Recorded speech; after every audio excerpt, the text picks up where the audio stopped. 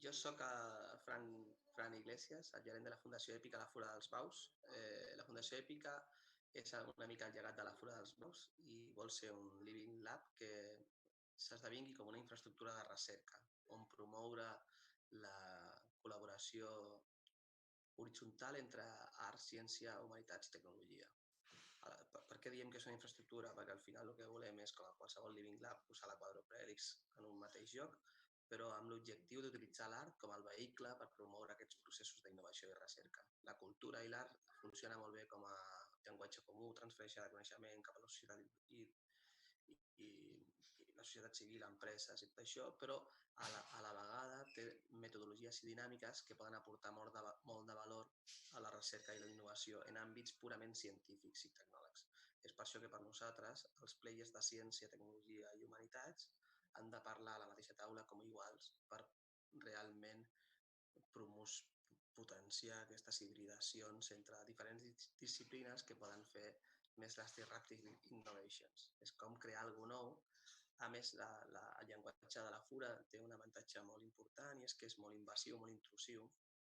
Aleshores, quan poses el públic dins de la performance,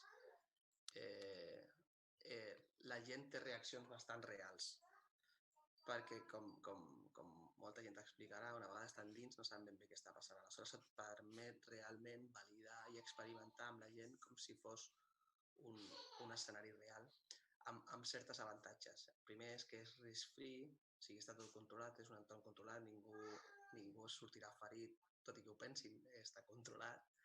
El segon és que la imatge del que participa tampoc queda danyada, perquè si alguna cosa no funciona ningú se n'entera, perquè és un show, ningú sap què havia de passar, si no ha passat no passa res, de manera que la imatge de l'investigador, la imatge de l'empresa o la imatge de la institució que està validant coses no queda danyada, ningú pensarà que ha funcionat el que ha fet X. No? I la tercera, que és molt important, és que és iterable. Si avui no ha funcionat, ho podem encarar demà i veure perquè potser faltava llum, faltava un cartell, faltava una cosa. No? I amb això sí que podem fer el concepte MVP de les startups, no? On tu pots validar una primera teoria en un temps curt per veure si és una bona idea o no. Aquesta és la infraestructura que la Fundació vol esdevenir com a Living Lab i aquí és molt important per nosaltres que tenim tant la societat que hi participa com un agent central, aportant idees i provant i jugant i adquirint coneixement, no? Com la recerca pura i dura, les administracions i les empreses que poden validar. L'important de la Fundació és que surtin moltes idees i que cadascú faci valor on vulgui. Els recercaires fan papers o fan publicacions o fan noves línies de recerca, les empreses poden validar nous models de negoci, nous use cases, el que necessitin, i les administracions i la societat poden participar i contribuir i adquirir coneixement, que és molt necessari per ells. Això és més o menys el que és la Fundació, però és un espai buit de 4.000 metres quadrats que es pot disfressar d'aeroport, de plaça Catalunya o del que sigui per validar els reptes que proposin els recercaires. Quines accions concretes ha tingut impacte la Covid-19? Doncs mira, ha canviat del tot la forma de fer. Com t'explicava fa un moment, l'important del llenguatge forero quan apliquem és el poder tocar la gent, el poder espantar, el poder aglutinar, separar, tot això. I això doncs, és tot un nou canvi. No? Hem hagut de reinventar-nos i fer-ho sense poder juntar la gent.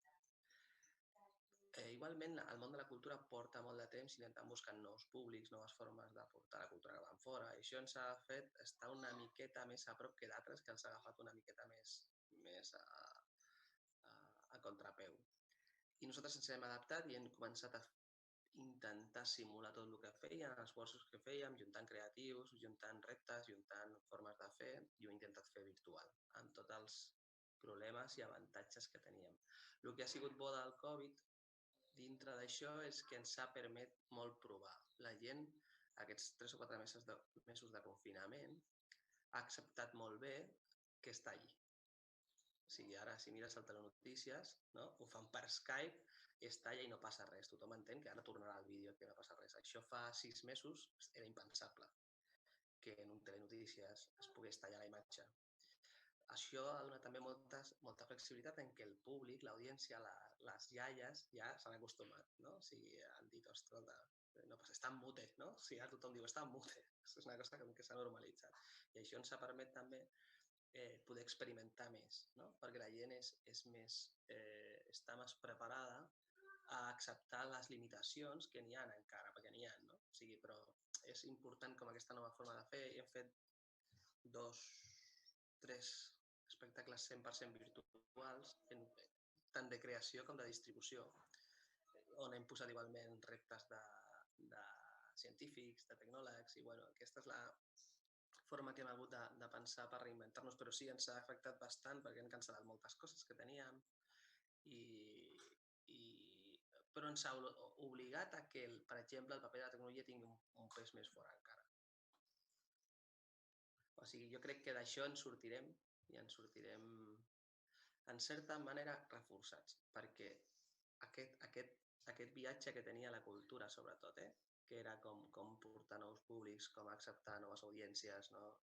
Com ser més transmèdia, tot això, en aquests 4 mesos ens han obligat, de manera que hem fet un pas endavant molt, molt important. I això quedarà. Quan torni la gent a reunir-se, ja funcionarà com més híbrid, on hi haurà una part molt forta real. Nosaltres volem que torni la part real perquè per nosaltres és l'emblema, però vindrem molt més reforçats amb tot el que envolta aquesta part, perquè l'hem hagut d'avançar molt en aquests 4 mesos a una marxa que en qualsevol altre moment no hagués pogut ser perquè no haguéssim posat els mateixos esforços i perquè la gent no hagués acceptat moltes coses que ara ha acceptat perquè era el que hi havia.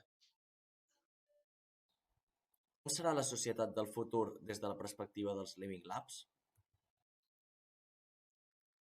Bona pregunta aquesta. A mi m'agradaria dir que la visió que tenim nosaltres és la correcta. Això tothom t'ho dirà perquè és molt agosarat. Ningú en sap com serà el futur, però per nosaltres jo crec que l'intentar habilitar aquesta infraestructura buida on realment la societat, la recerca i tot això col·laborin de forma horitzontal i orgànica, això és la definició de Living Labs. Tampoc s'ha de ser... Per nosaltres sí que hi ha una piràmide de coneixement, tot i que estigui malament vist, però és cert, no? I nosaltres el que vam fer és escurçar aquesta piràmide, no? Que cada cop més aquest coneixement d'un Fernando Vilariño, no? que arribi, no? I que s'escurci, que parlin i que es preguntin, no? Nosaltres hem portat, per exemple, a l'equip d'I+D de Mugaritz, que Mugaritz sempre està en el top 10 restaurants del món, no? El de Sant Sebastián, i l'equip d'I+D és meravellós. Amb joves amb problemes d'inclusió, no? D'aquests que no estudien ni treballen, ni no sé què, i ens hem posat a treballar junts. Això ha sigut molt gratificant per les dues bandes, pels de Mugaritz, perquè han rebut preguntes molt inesperades, no? De gent que no sap qui són, i viceversa, no? Aquests han vist aquest tipus d'interseccions. Jo crec que els Living Labs han de tenir un paper molt important, no? De com apropar això, com engrescar aquests joves, no? Que no en saben ben bé què fer, o aquests avis que estan una mica ara perduts, no? Com tornar-los a posar en el coneixement. El coneixement és el futur i aquestes col·laboracions són fonamentals tant per apropar el coneixement a la societat com per proposar nous reptes al coneixement i a les empreses. O sigui, moltes vegades no és un problema de coneixement, és un problema d'idees, no? I aquestes idees no sempre estan on està el coneixement. Aleshores, aquí al Living Labs jo crec que han de fer un paper molt interessant de com donar una embrancida a això. I aquests espais de trobada amb metodologies com les que tenim, i cadascú té les seves, i són molt importants perquè posen en marxa la màquina.